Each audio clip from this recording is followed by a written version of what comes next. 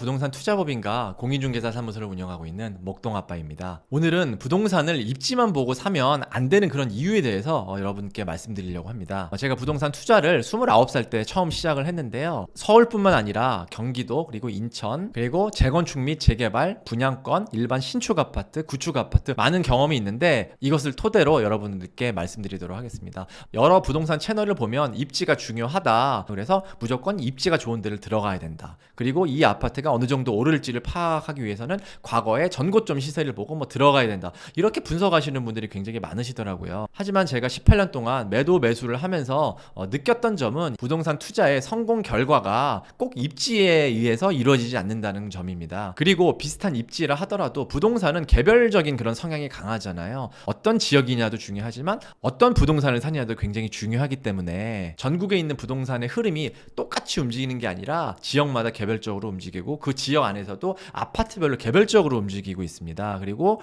이런 입지라는 것도 시간이 지나면 지날수록 변하고 있는 거고, 그리고 과거의 시세가 미래의 시세를 담보하지 않는다는 것을 저는 깨달았습니다. 최근에 제가 매수를 도와드렸던 그런 사례를 통해서 여러분들께 말씀드리면, 최근에 서울에 신축 위주로 해서 굉장히 많이 가격이 올랐습니다. 6월경에 컨설팅을 의뢰하신 분이 계셨는데, 이분의 고민은 지금 집값이 신축 위주로 해서 많이 올랐는데 지금이라도 서울의 하급지에 신축을 사야 되는 건지, 아니면 서울은 아니지만 경기도에 좀 괜찮은 지역에 신축을 사야 되는 건지, 그러한 고민이 있으셨거든요. 여기 영상 시청하시는 분들의 꽤 많은 분들도 이런 고민을 하고 있으시리라 생각합니다. 유튜브나 이런 여러 가지 부동산 채널을 보면 입지가 중요하기 때문에 무조건 서울을 사야 된다, 이렇게 얘기하시는 분들이 많이 있습니다. 하지만 제가 생각하기에는 서울이건 경기도건 저는 어느 곳이 더 살기 좋은지가 훨씬 더 중요하다고 생각을 합니다. 그리고 입지가 아무리 좋다 하더라도 그것을 원래 가치보다 비싼 가격에 사는 것은 저는 올바른 투자는 아니라고 생각을 하고 있습니다. 금하고 은이 있는데 뭐가 더 좋습니까? 라고 물어보신다면 금이 더 좋다라고 당연히 얘기를 할 겁니다.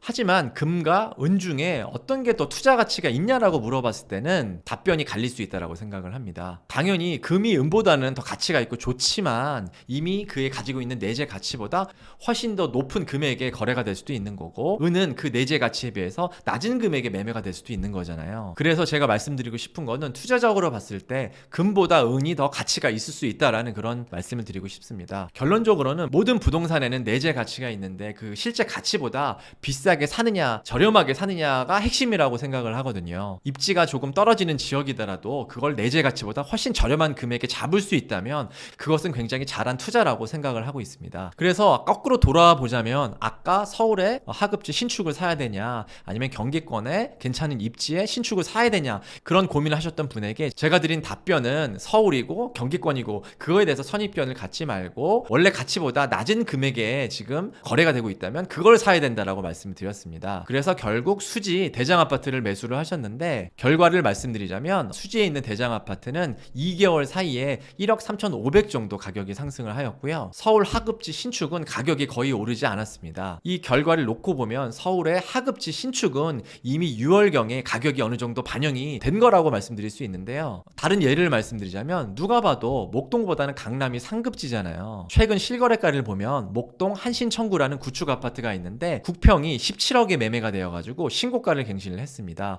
구축이 신고가를 갱신하는 경우는 굉장히 드문데요. 강남 같은 경우라도 재건축 단지가 아닌 일반 구축 단지가 신고가를 갱신한 경우는 굉장히 드뭅니다. 입지만 본다면 당연히 강남 구축이 먼저 신고가를 갱신해야 되고 목동은 아직 신고가를 갱신하면 안 되는 거잖아요. 이런 결과가 나타나는 이유는, 제가 아까 부동산은 같은 입지라도 개별적으로 다르게 움직일 수 있다고 말씀드렸잖아요. 일시적인 이유들로 인해서 저평가를 받을 때도 있거든요. 그리고 예전에 최고가를 경신했을 당시에 어떤 이슈로 인해서 신고가를 찍지 못했던 그런 이유들도 있습니다. 과거의 시세만 보고 분석을 했을 때는 이러한 오류들이 발생할 수 있습니다. 그래서 단순히 입지와 시세만 보고 아파트 가격을 예측을 하는 거는 굉장히 위험하다라고 생각을 하고 있습니다. 왜냐하면 부동산이 입지와 과거 시세만으로 이렇게 분석할 수 있는 그런 것들이 아니라 어떤 요인들로 신고가를 찍히게 됐는지, 그리고 어떤 요인들로 그 가격이 형성되게 되었는지, 그리고 과거와 지금은 어떻게 변했는지, 그리고 주변 입지는 어떻게 변하고 있고, 그리고 정부 정책에 따라 지역이 어떻게 움직이고 있는지,